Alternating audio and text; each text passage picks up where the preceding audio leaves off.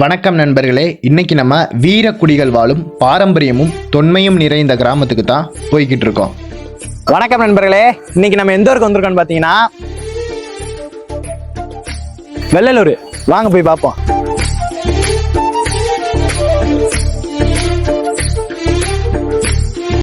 மதுரை மாவட்டம் மேலூர் ஊராட்சி ஒன்றியத்தை சேர்ந்தது தான் இந்த வெள்ளலூர்.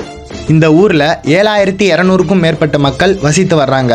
இந்த ஊரோட பிரதான தொழில் என்னன்னு பார்த்தீங்கன்னா விவசாயம் தான். அதுக்கப்புறம் அதிகப்படியாக இளைஞர்கள் வெளிநாட்டுக்கு செல்கிறாங்க. வாங்க இப்போ நம்ம இந்த ஊரை பற்றி முழுமையாக இந்த வீடியோவில் பார்ப்போம்.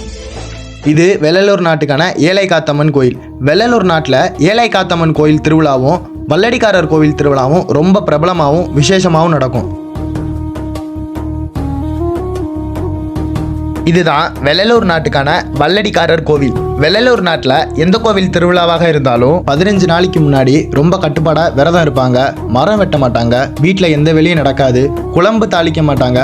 அது மட்டும் இல்லாமல் வெளியூரில் போய் தங்க மாட்டாங்க. வெளிநாட்டில் வேலை பார்ப்பவங்களும் இந்த பாரம்பரியத்தை கடைபிடிப்பாங்க.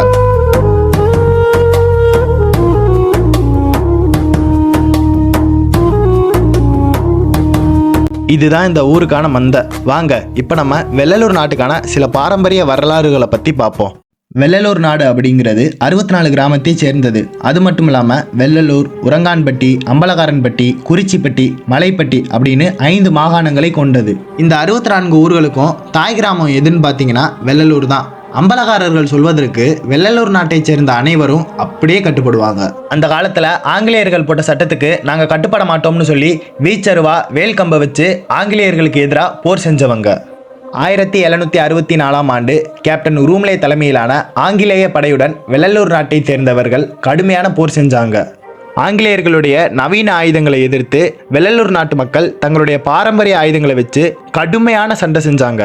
இந்த சண்டையின் போது வெள்ளலூர் நாட்டை சேர்ந்த 5000 பேர் இந்திய மண்ணுக்காக உயிர் தியாகம் செஞ்சாங்க. அப்படி ஒரு அறமும் வீரமும் நேர்மையும் கொண்ட ஊரு தான் இந்த வெள்ளலூர் நாடு. கபடி, கிரிக்கெட்டு, மஞ்சுவரட்டில் வெற்றி பெற்று வாங்கின கோப்பைகள் தான் இதெல்லாம்.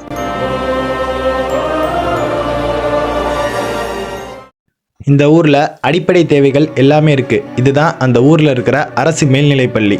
அதிகப்படியான மாணவர்கள் இந்த ஸ்கூலில் படிக்கிறாங்க. நல்ல தரமான பள்ளின்னு தான் எல்லாருமே சொன்னாங்க.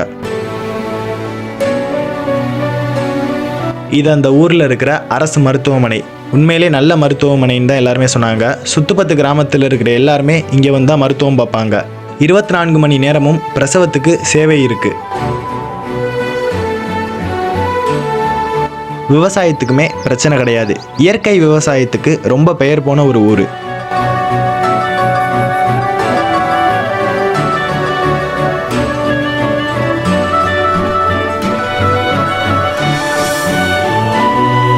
வாங்க இப்போ நம்ம இந்த ஊரை பற்றி இந்த ஊரோட ஊராட்சி மன்ற தலைவர் அவர்கள்ட்ட கேட்டு தெரிஞ்சுக்குவோம்.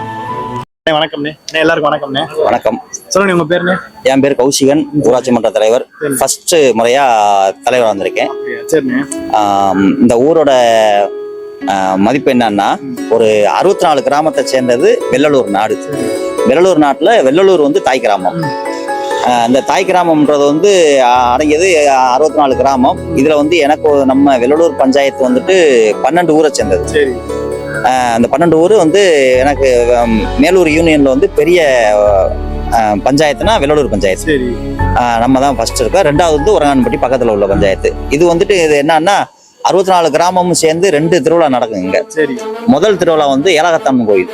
அது வந்துட்டு எப்படின்னா அந்த 64 கிராமமுமே 15 நாள் விரதம் இருந்து 7 பிள்ளைங்களை வந்துட்டு சின்ன பிள்ளைங்களை சின்ன ஒரு 10 வயசுக்கு உள்ள பிள்ளைகளை எடுத்து அவங்கள நாங்க வந்து தெய்வமா பார்த்து அவங்கள வச்சுதான் நாங்க திருவிழா கொண்டாடுவோம். இது முதல் திருவிழா. 2வது திருவிழா வந்துட்டு வல்லடியாரர் கோவில்னு இருக்கு. அந்த வல்லடியார் கோவில் வந்துட்டு இப்பதான் 2 நாள் தான் முடிஞ்சு. அதுவும் 15 நாள் திருவிழா இருப்போம். திருவிழாவுக்கு வச்சு 15 நாள் விரதம் இருப்போம். 15 கட்டுமா விடுவாங்கம்மா.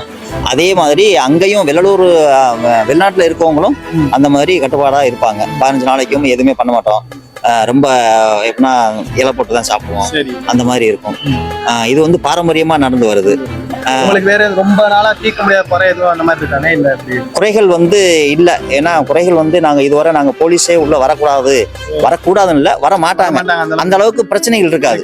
அதே மாதிரி தான் இது போலீஸ் ஸ்டேஷன். முதல்ல வந்து அந்த காலத்தில் வந்துட்டு ஐயா காலத்தில் வந்து போலீஸ் ஸ்டேஷன் இங்கே வந்துடலாம்.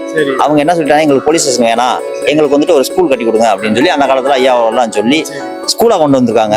இதுவரையும் அப்படித்தான். ரொம்ப இப்போ வந்து அம்பலாளர்கள் சொல்லிட்டாங்கன்னா அம்பலாளர்களுக்கு நாங்கள் எல்லாருமே கட்டுப்படுவோம். இந்த 64 கிராமமே அம்பலாளர்கள் சொல்லிட்டாங்கன்னா அதுக்கு அவங்க தெய்வமா வச்சு நாங்கள் வந்து கொண்டாடுறதான். அவங்க என்ன சொல்றாங்களோ அதை நாங்கள் கட்டுப்படுத்துவோம். ரொம்ப நன்றிண்ணே.